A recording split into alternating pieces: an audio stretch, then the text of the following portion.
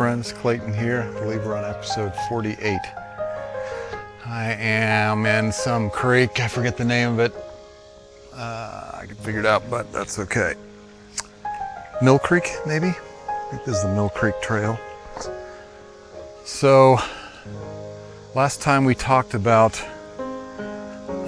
principles of psychology and how there are principles in any field of the physical sciences as well, and there are also principles in psychology. And I don't feel like that's maybe recognized as well as it ought to be, because those principles are basically amount to the explanations we have for why we do what we do. Our aim is to understand psychology. Thank you for being here. It's my hope and prayer. Well, there's a really loud kid over there. Hope and prayer that you'll benefit from this, and that I will be enlightened enough to make this edifying and come closer to kind of the answers, I guess, that we're looking for. Understand the principles of psychology and how they relate to each other, how they work, how they explain how we do what we do and don't do what we should do. And dude, I don't know if you can hear that annoying kid. Don't worry, I'm walking in the other direction. Always a good strategy for when something provokes you, right? If you don't have to confront it. I could go beat up that kid, I guess, but no. So, principles of psychology, and I kind of said how there's so many of them, I feel a little overwhelmed. Talked about the ones behind cognitive behavioral psychology and psychodynamic theory and behaviorism, and that's just the tip of the iceberg. But they don't really, I don't feel like people are making a very good attempt at considering all the other ones, right? Talked about the parable of the blind men and the elephant. They all kind of observed one element of the elephant and kind of made a judgment about the whole elephant based on the element of the elephant, based on that. And of course, they were all wrong, though they each had a piece of the truth. That's how the theories of psychology are. They're basically all wrong, but they also all have a little piece of truth. But we don't have a holistic, anything really holistic that I know of. So, rather than kind of have the big pile of principles that I can think of, that ChatGPT can think of, and from there try to organize them and see what ones are missing, that wouldn't be a bad maybe exercise. But what about taking it from zero, taking it from the basics and doing a little brainstorming ourselves and figuring out what makes people tick? You go to a psychology class in college, if that's what people do who study psychology, I guess, like I kind of did. I have a minor in psychology, and you hope to learn what makes you work, what makes other people work, and you, at least if you're like me, you come out of that experience being like, wait a minute, all I feel like I've learned is a bunch of theories, and they don't really come together, and they're just different angles, and I don't feel like I really came out of my class's understanding, really. Got some tidbits, yeah, but I don't want tidbits. I want to understand. I want to be able to observe somebody, maybe myself, and be able to break it down and analyze and be like, okay, this is happening. This is why that's happening. This is why that's happening. That's why you're doing that. This is what you need to do. This is exactly what you need to do or can do. A few options maybe. And okay, enough complaining about the world the way it is. Let's start with the basics. Okay, if you take a person and you want to know, well, what makes that person work? What do we want? What's basic motivations? I feel like it's a good idea to strip away the complexities and start with the most basic. So you might say a child, you know, before a child, you know, has gotten complicated with development of their self-reflection and self-consciousness and even their knowledge of good and evil. Maybe before they have language and have learned how to, you know, put on a show or anything. They're just themselves. So a child, in my thinking, is kind of like a dog, right? People compare dogs to toddlers all the time. And a dog is just an animal. And so you could say, well, what makes an animal do what they do? Let's start with that for psychology before we get to humans, because they're just like us. They just don't know good and evil. Not accountable for that, and they're not self-reflective. Their brains may be even bigger than ours, depending on the animal you're talking about. But they don't have that capability. So, and before that, you could get to plants, I suppose. What's the psychology of a plant? What does a plant want, right?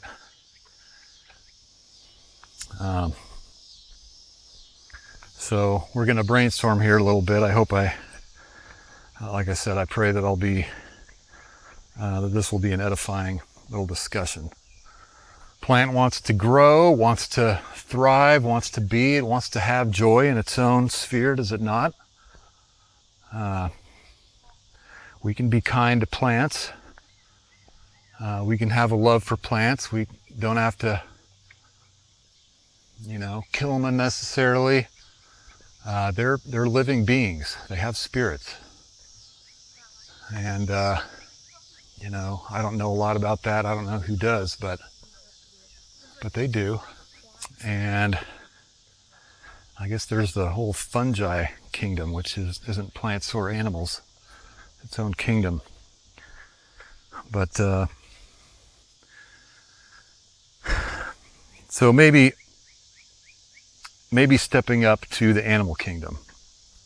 Any insect, any animal, the Lord created them, placed them on this earth, and commanded them to multiply and to have joy, to be happy, right? So even animals, I mean, they have their appetites, they get hungry, they have their own, you know, sexual desires and at certain times, and they have their instincts and everything, but they want to survive, they want to thrive, they want to be happy. They, you know, I don't know, I'm probably not delineating very well the things that drive them, but you know, if you're familiar with dogs or have had a dog or a cat, they like affection. If it's a dog that likes, animals like love.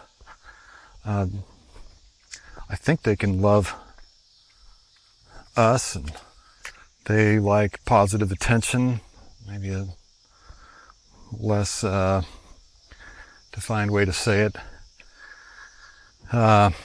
Anyway, so you might ask what drives an animal. So,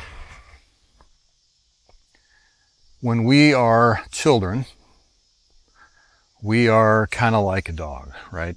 Kind of like an animal. We are children of God, don't get me wrong. We are the same species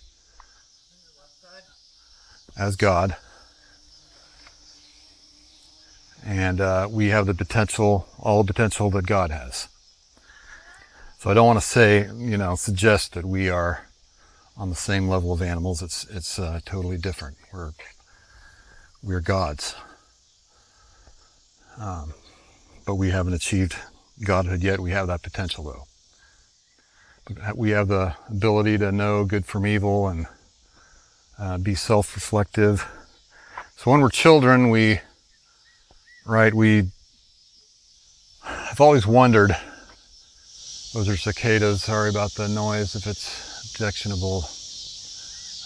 Pretty loud right here. My wife loves that sound, but it's maybe not the best thing on this recording. So I've always wondered, when we as children, mature a little bit and become older children, we become self-reflective. Before we're that, we are not self-conscious. It's kind of great, really. You don't care what anybody thinks. Of course, you don't like your mom or somebody getting mad at you, so you react to that, but you're still not self-conscious, which allows you to run around naked and not care. And it's wonderful and freeing when you're a kid. If you've ever seen a kid, you can sense their joy and everything. But, you get a little older, that becomes awkward, as it should. Why? Because you're self-conscious. Why does that happen as you get older? I do not know. I've never understood that. And the thing I was going to say I've always wondered is, why does that happen kind of at the same time that you gain an understanding of good and evil? It seems like the two are tied together, and I don't know why. You also, obviously as you develop self-consciousness and kind of self-reflection, which is kind of the ability, right, to see yourself from the outside, to kind of stand above yourself or beside yourself and look at yourself and imagine how you would appear to somebody else. You can talk to yourself. An animal can't do that, right? A dog doesn't know how he appears to anybody else. He's just, happy-go-lucky, basically. Might not be happy-go-lucky all the time, but in that sense that he doesn't consider what somebody else is thinking of him. Of course, he reacts to a scolding or something like that, or to positive attention, obviously, but he's not thinking about himself like, oh, what do other people think of me? Or am I doing the right thing here? Just doesn't have that capacity. And that's okay. He's a dog, or she's a dog, or a cat, or a cow, or a whale, or a fish, or a bird, or a fly, or any other kind of animal. They are not self-reflective, and they don't know good from evil. And that's okay. They won't be held accountable for that. The last day, they will all be saved, as Joseph Smith taught. Yeah, so only as we learn good from evil do we develop the ability to self-deceive, right? Go against what we know to be right and justify ourselves for that, whether consciously or not. Probably not consciously. So what I haven't mentioned yet is that Adam and Eve are the kind of prime example which has been given to us in the scriptural account of people, and in this case they weren't children when they were placed in the Garden of Eden. They were adults. They could talk, but they were still not self-reflective. They weren't. You know how we know that? Because they were naked and they weren't ashamed. That is God telling us they were not self-reflective. They did not know good from evil at that time. Again, I don't know why their two go together, but I think they do. You can't look at yourself. You can't be accountable for yourself if you can't look at yourself from the outside and be like, oh, what I just did isn't right. You just can't do that. You can react to your surroundings and, react to somebody scolding you, I guess. But you're really not able to be accountable if you can't be self-reflective. So Adam and Eve, for a child that happens kind of gradually, right? You get a little older, and I don't know how it happens. I don't know if that's something to do with the way the brain develops or kind of experience with doing stuff. I don't know how it happens with a child, but with Adam and Eve, we know how it happened exactly. They were given, God placed them very specifically and very purposefully placed them in a situation. So I talked about this in a little 3-part series, the third part of which hasn't been published at this time, but called Evil is Kind of Great. And this amazing, great idea was put into effect where evil was brought into the world. It was made a possibility, and that just opened up all kinds of things. And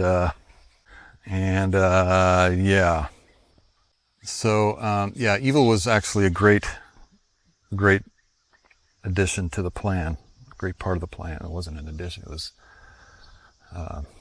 the original plan. A lot of people don't realize that, but it absolutely was, and a savior was in the original plan, which made it okay that we sinned as long as we repented. And that was just kind of a part of things. So Adam and Eve, as soon as they partook of the forbidden fruit, a situation which God, totally set them up for. Here's a tree right here. You can eat everything, not this one. I'm going to go away. The tree was in the midst of the garden, like in the middle of the garden. Basically, you can eat it. I forbid you to, because, but you've got your choice. All right, bye. I'm going to go away. You won't see me for a while. See you later. Oh, yeah, and there's the tree. See you later. And, we know what happened. And they became self-conscious at the same time that they learned, had a knowledge of good and evil. And guess what? They realized that they were naked. They were like, whoa, we're naked. This is awkward. And they sewed some fig leaves, made aprons for themselves. And that was less awkward. And the same thing happens with children. As they gain, and we were all children, right? As we gain consciousness of good and evil, we realize that we're naked. And that becomes awkward. And so we start, of our own volition, keeping our clothes on. Our mom doesn't have to chase us down and put stuff on us. And then things get more complicated, right? When we become self-reflective and have the ability to kind of know whether we're doing right or wrong, then anytime we, the principle of self-deception, anytime we go against what's right, and we all have that knowledge, it's in us, it's given to every man that comes into the world. As soon as we go against it, we justify ourselves. I don't know why, but from my observation, we basically do every time. Not basically, I think the theory is that we do every single time. We justify ourselves by changing the way we see the world, painting other people as bad to justify what we did or whatever we do. Not just paint other people as bad, but paint light for darkness and darkness for light, and turn the whole world upside down, and have all kinds of weird ideas about the world that are just very delusional. And some of them are accepted in society, some of them are not. But whether they're accepted by the masses or not accepted by the masses doesn't make them any more or less right. With what, there's what's wrong is wrong, what's right is right, as far as truth goes, as far as understanding things as they really are. All right, well, I don't know if I'll keep this recording. It seems like it's loud, and I'm not sure I presented it in the most efficient, articulate way, but I guess we're going to stop here. Hopefully it's understandable to you that a good place to start for how humans behave and act is to look at a child, which is similar to looking at a member of the animal kingdom, and then going from there to their consciousness of good and evil and of themselves, as it were. And we really have a long ways to go, I feel like, with understanding, finding these principles from there. But hopefully that foundation is useful, and we'll call that good. You guys take care. Bye.